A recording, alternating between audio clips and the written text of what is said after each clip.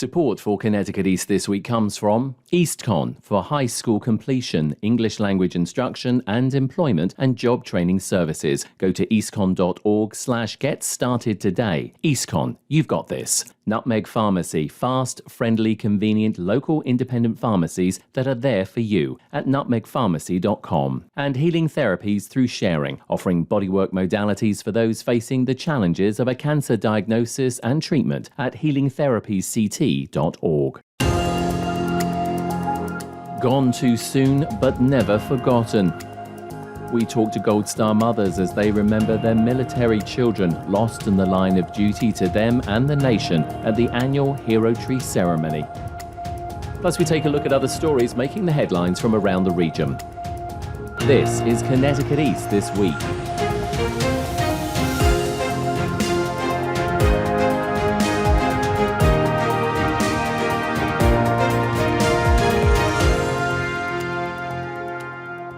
Hello, I'm Brian Scott Smith. For many of us, the holiday season will be a time of celebration and joy and spending time with family and friends. But for others, it will be a time of reflection and remembrance for those they have lost. Something even more poignant if you're a parent who has lost a child. On this Christmas and holiday edition of Connecticut East This Week, we were invited to attend a unique commemoration event here in Connecticut at the Katharine Hepburn Cultural Arts Centre in Old Saybrook by its organiser Kathy Cross, who begins by telling us what the event is and what it's all about. It's the holiday afternoon reception at the Heroes Tree at the Kate in Old Saybrook, Connecticut. We're gathering the Gold Stars, the Blue Stars, our veterans and some of our service members here to celebrate the holidays together. It's a difficult time of year for our Gold Stars and our Blue Stars who have grown children who are now deployed overseas, many of them. So we decided to gather everyone together because we have the Heroes Tree celebration now every year for the last 15 years. With our 15th year celebration, makes it so special to have them come and we celebrate together. Now, it began as 17 people together, Gold Stars, and it bloomed, and I believe we have about 70 that have RSVP'd, so that they're definitely coming. So they'll be meandering in and out throughout the afternoon. It's here at the Kate because once upon a time, my mother was friendly with Catherine's sister Peg, who is a Gold Star like me. She lost her son Tommy in Vietnam.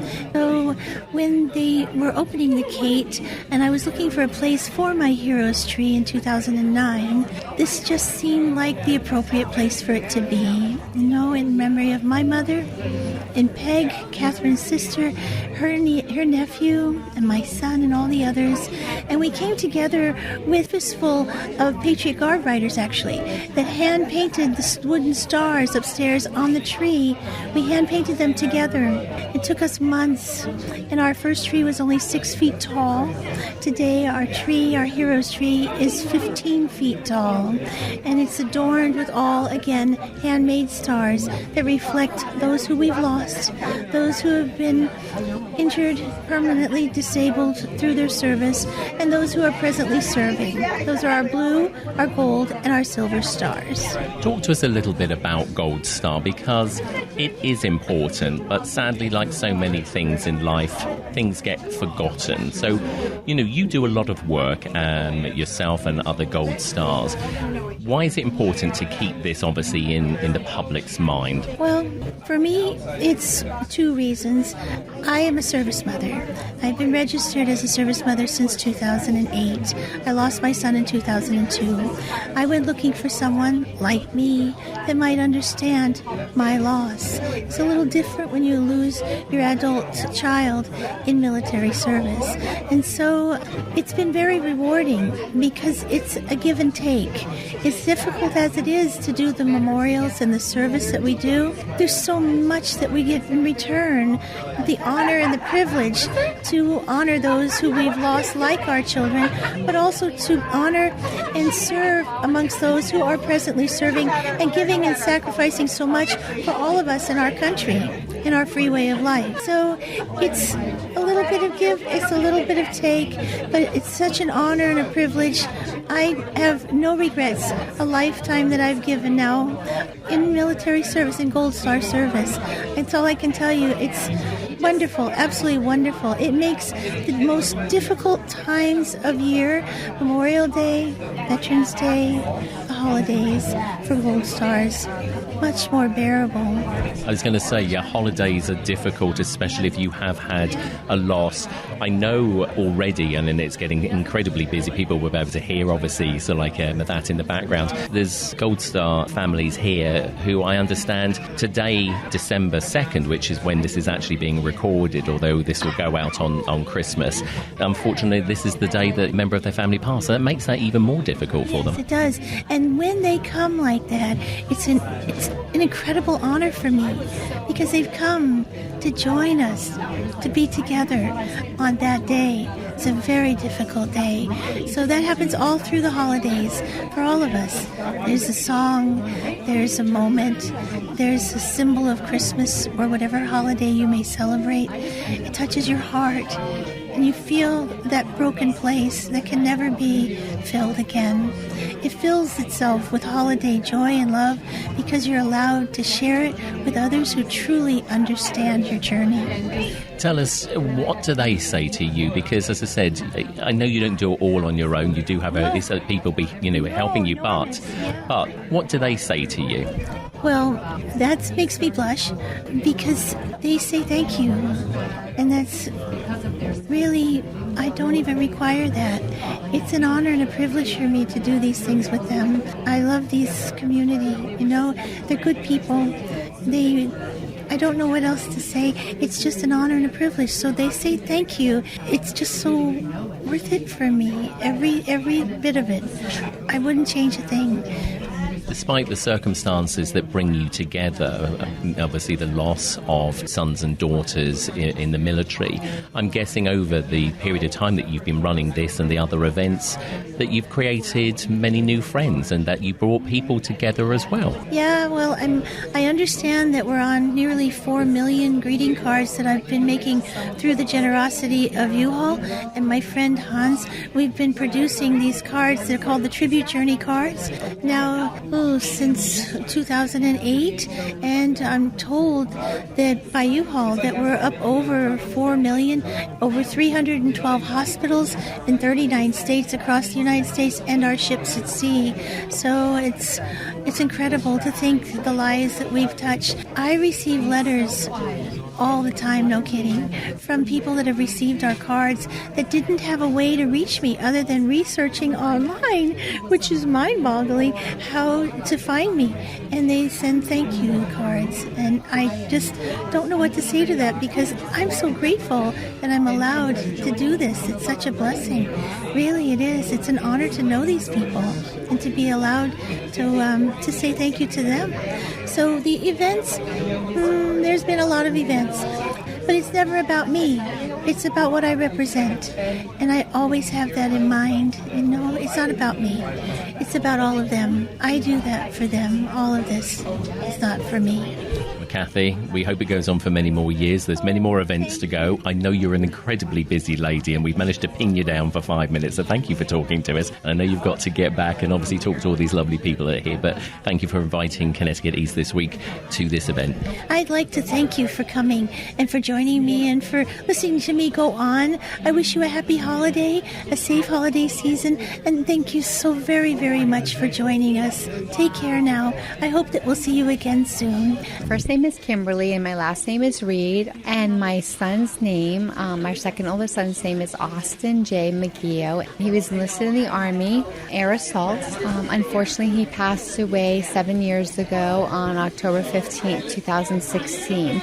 It's been a very trying time for our very large family. We do pronounce our family with faith, and that's gotten us through this, but also the help with the American Goldstar Moms organization that has brought me in to make me feel like that my son can be acknowledged, but that also I can acknowledge other families that have also lost a son and a daughter in active duty, as well as the things that they stand for with helping veterans and, sending cards or helping to help with their hygiene products or to build memorials to act in this kind of thing. How do you feel sometimes, though, when you look at the rest of society and things like Gold Star mums, Blue Star mums, it's lost on society to a certain degree because they don't understand it? They don't. I will tell you that not as a vanity plate, but we are Gold Star moms, so our license plate is a Gold Star family plate, and rarely do people recognize it. So we're a member of, like my husband is a member of the Elks Club over here in Westbrook, so a couple times we've actually gotten notes on our car saying thank you for your sacrifice. But in general, actually our landscaper one time said to us, what does that Gold Star family mean? And I told him, he says, I'm so sorry. I thought it meant something happy, like spectacular Gold Star family, and they didn't really realize. I've also been in the Burger King line, which I never really go to fast food, but the person behind me, I got up to the front to get my order, and they said, oh, the person behind you has paid for your meal. I think I ordered an ice cream cone, but the thought of it, that they actually knew, means so very much. The people that do recognize it, because I don't think a lot of people do. And you know what? I'd rather take my Gold Star and put it in my pocket and have my son back. But what they do and who they are means a lot to so many families. You're at the Christmas event. There's going to be a lot of people here today. Explain to us what this means to you. Why is it so special? It is so special today. It's actually, we live in this town. It's actually a stroll between 2 and 5 p.m., which will end up in a tree lighting for the town. In the top of the Cape, which I don't think a lot of people even realize, there's always been a tree, and there is so many soldiers that have lost their life. It's a hero tree, and they light that up, and that's kind of why we're here now, and we'll go up and they'll light the tree with a star for thousands and thousands of people, and me, including my son. So I was at a holiday party earlier with my neighborhood, and they kind of briefly know, but I didn't make a big deal about it. I just said I need to go. I wanted to go to do this celebration and honor my son. And any way I can honor my son, I will so honor my son. And there's so many avenues that the Gold Star does, and also with different things about heroes, things like tomorrow I'm going to Worcester. They've embroidered the flag for my son Austin, so we'll be recipients of that. It's like a couple years coming, but it means so much to me that my son will never be forgotten, ever. April Tischler. I'm the Navy Gold Star Program Coordinator. Gold Star, it means something, and it's something that constantly has to be reminded to people, doesn't it? There definitely is an education component with the identity of Gold Star survivors and having lost their service member. In terms of being here, it's very meaningful because I meet a lot of my families through a sterile case management component, whereas when I come to events or I host events, I get to see them face to face and not just hear their voice over the phone or type out case notes for benefit management and things like that. What do you think they get out of this? Connection and being heard and seen, and every human wants that. They have a very special connection because there's no one else who understands what they're going through except them. Helen Kaiser Peterson. Helen, it's great to catch up with you. We've had you on the podcast before. We are today here at Hiller's Hero Tree event. Explain to us a little bit, just for the listeners again, a bit about your story. I'm a Gold Star mother now for 10 years. The Gold Star Mother organization is nationwide, but we have a very close Connecticut department, and we find that we are very happy when we are with each other, and we are learning of new mothers all the time, and we are always inviting other mothers to come and to share in our love for each other as sisters. We're like sister mothers. I was talking to Kathy earlier, Kathy Cross, who is the founder and organizer of this event, and you were saying just before we started recording this is only, I think, your second or third time coming here. Just explain to us about that, because it's been going for a while, but, people slowly find out about this. In past years, I have seen Kathy's face and a story in the local newspapers about a Gold Star mother illuminating the Gold Star tree at the Cape, and I was always fascinated. I didn't know who Kathy Cross was. I didn't know about this tree, and over the past few years, Kathy and I have met. We've become very close, and she, in her generosity, has invited all Blue Star mothers, all Gold Star mothers in the state of Connecticut to participate in illuminating the Heroes Tree, which happens the first Saturday in December of every year, and we are hoping that this will be a yearly phenomenon. What does it mean to you and to the other Gold Star mothers coming together? Because holidays can be tough at any time, but of course when there is a loss involved it becomes even harder. The magic of gathering is the smiling and the joy that we find just in greeting each other. It's something that is a gift that has no explanation except that it actually works. For those few moments, you're happy to be with other mothers who understand your situation, you understand their situation, and it is completely what God asks us to do, which is to love one another, and particularly at Christmas time, to help one another in whatever way brings us just a bit of Christmas joy. And how do you feel today? As you say, it's been many years now since your son passed, but, never forgotten. And as I said, these are times where we often reflect even more during the holidays. So how does this time of year make you feel? I wait for January. This is really the hardest events. Thanksgiving, my birthday, Christmas, New Year's. I just soldier through it. And having friendships, relationships like this matter. Lori Marriott. I am the director of Easter Seals Veterans Rally Point. The Hero Tree Lighting, an annual event. What does it mean to you as a veteran yourself? Yes, thank you. So I was invited actually to come to this event by Helen Pizer Peterson. She sent me an invitation to come to this event. I did not know they've had something similar for the past 15 years doing this, and this is the first time they've done the full party prior. I am honored to be here. I just have met so many wonderful Gold Star families, moms, wives, sisters, and even some Blue Star families are here as well. So as an Army veteran and the daughter of a Navy vet, and I am a Gold Star granddaughter, my mother's mother lost her son in World War II, and nobody has ever been able to go and see him. He's buried overseas in the Netherlands. So I was just telling the table I was talking with that my dream is to fulfill my mom's dream of going to visit my Uncle Norman. Doreen and Tom Norco. Tell us a little bit about your story. So our son's airman, senior airman, Lawrence Paul Menlapet III, was a legacy military. So my dad was in the Marines, my grandfather was in the Army, so on, my brothers, and his biological father was in the Army, so I'm a former Army wife. And he was in the Air Force, and actually he signed up behind my back because I didn't actually want him to join. I figured our family has done enough, and he was our only son. We have 3 daughters as well, and it was on our wedding anniversary day that we got the news, and that was the day he had passed away. We weren't here. We were on Block Island when we found out, celebrating our wedding, as well as his birthday was the day before. And when we received the knock on the door, it was our youngest daughter that was there. And they tried to contact us, and we weren't available. We didn't find out till hours later, and we were told that he was missing, and we had to get on the last ferry. My son was born on a military base in Fort Stewart, Georgia, but Connecticut is the longest place we've ever lived as a family. So when we finally got home, the colonel ended up staying and waiting for us because the person that he was supposed to notify was myself. Just hearing the news, it just wasn't a part of my reality.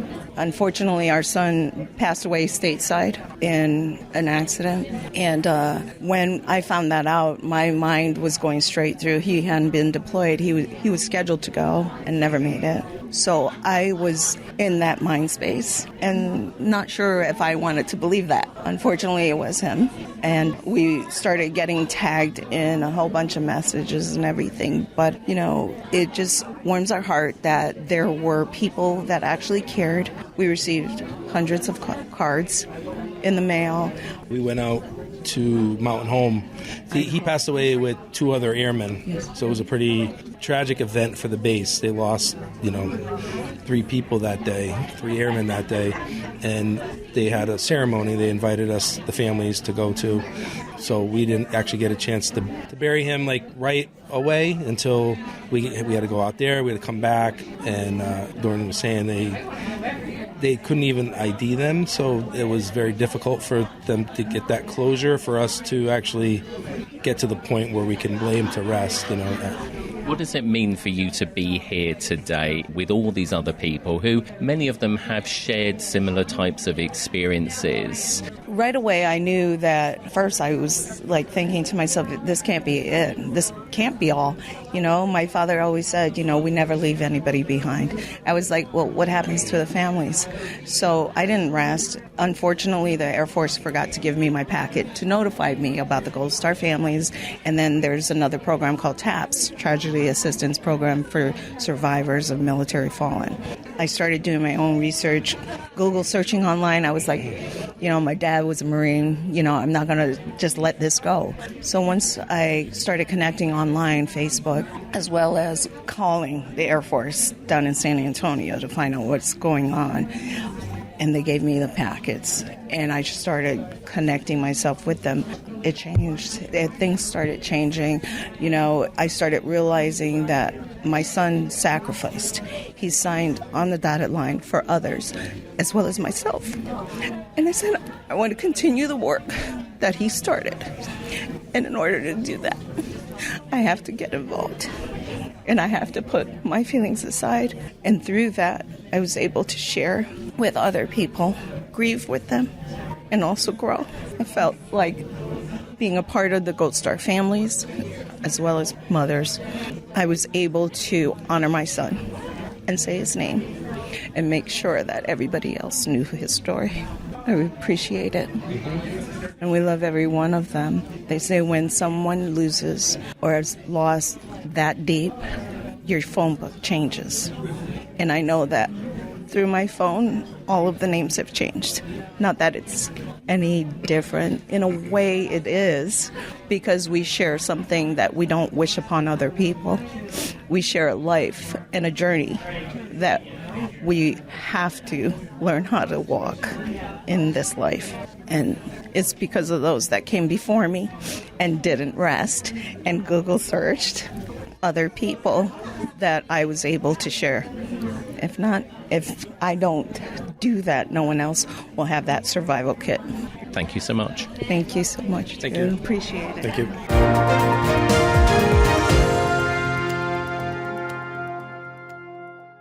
Connecticut East This week is made possible by EastCon. Want to finish high school? Enroll today in one of EastCon's free high school diploma completion programs offered virtually and in person. Earn your GED, NEDP, or credit diploma in as little as 6 months to a year with small classes and personalized attention. Succeed from registration to graduation with flexible classes that suit your busy lifestyle. Visit eastcon.org/get started today and take your first steps towards a brighter future. EastCon, you've got this. Nutmeg Pharmacy, your local independent pharmacy serving Higganum, Moodus, Centerbrook and Taffville, reminding you to get your flu, RSV and COVID vaccines now and protect you and your family. Open 7 days a week and with free local delivery. Find your nearest Nutmeg Pharmacy at nutmegpharmacy.com. And Healing Therapies Through Sharing provides oncology massage and other bodywork modalities for those facing the challenges of a cancer diagnosis. Cancer treatments can be brutal. Our professionals can help with hands-on services, support and resources. Cancer doesn't quit, and neither do we. Find out more at healingtherapiesct.org.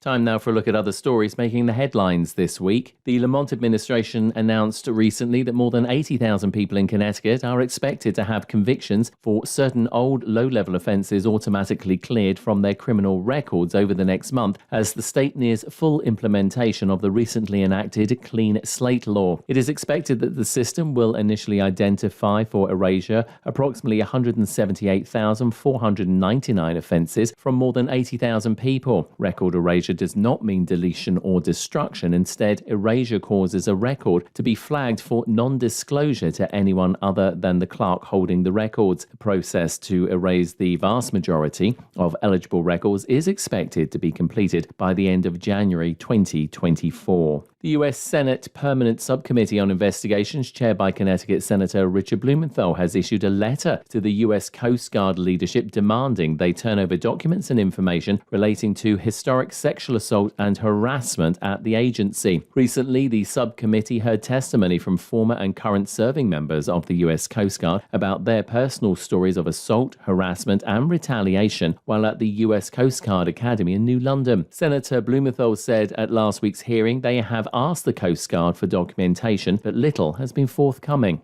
While we're encouraged that the Coast Guard has produced some records, we have yet to receive a single internal email related to the decision of whether or not to disclose the report on Operation Fouled Anchor. Not one internal email disclosed so far.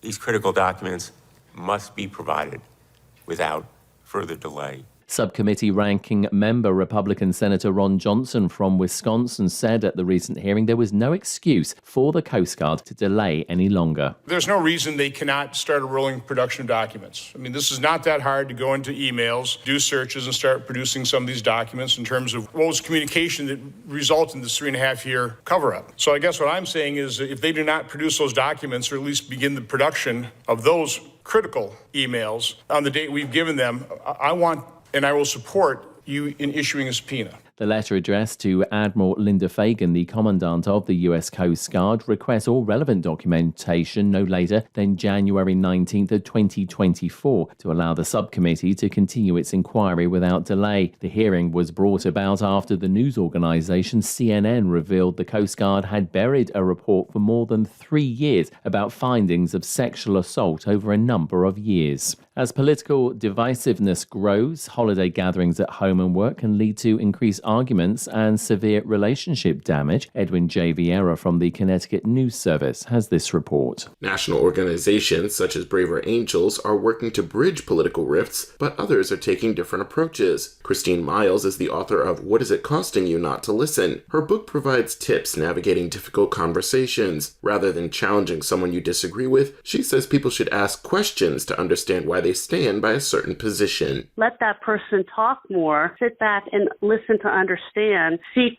the perspective they're coming from, and then the de-escalation begins. It's not about agreement, that's just about where are you coming from. Psychologists warn holding back your feelings when a family member makes an off-color comment can be harmful. Not speaking up can cause depression and physical health problems such as immune dysfunction, hypertension, and cancer. Miles finds asking questions can make your voice heard, lower tensions, and decrease defensiveness. I'm Edwin J. Vieira. Pharmaceutical giant Pfizer, which has facilities in Connecticut and New York, has concluded the acquisition of a cancer drug company for $43 billion. The final agreement to purchase Seagen, based in Seattle and Washington, was announced by Pfizer on Thursday, the 14th of December, as one of their largest investments in the company's history. As part of the deal, Pfizer has chosen to irrevocably donate part of their U.S. royalties from sales of the cancer drug Bavencio, which they co-developed with pharmaceutical company Merck of Germany, to the American Association for Cancer Research. However, Pfizer has refused to state how much this equates to on a yearly basis in dollars they will hand over to the AACR. Pfizer also announced the same day that its board of directors had agreed an increase in the quarterly cash dividend on the company's common stock of 42 cents for the first quarter of 2024 to be paid to stockholders in early 2024, which Pfizer said in a statement equates to around $2.4 billion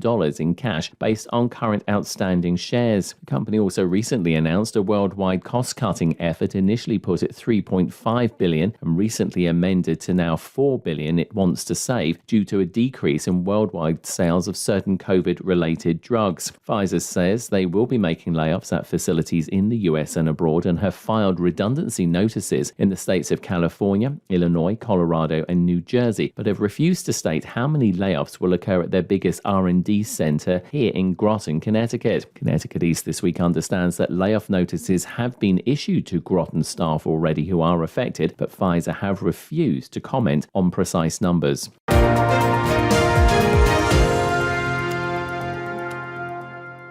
That's all from us for this edition. Do send us your questions and story ideas to the show via our website at connecticut-east.com or Facebook or Twitter at Connecticut East and on Instagram at Connecticut East This Week. And you can listen to the show again on our social platforms, on demand, and by asking your smart speaker to play Connecticut East This Week podcast. And please like, follow, and share on your social media too. I'm Brian Scott Smith. Thank you for listening.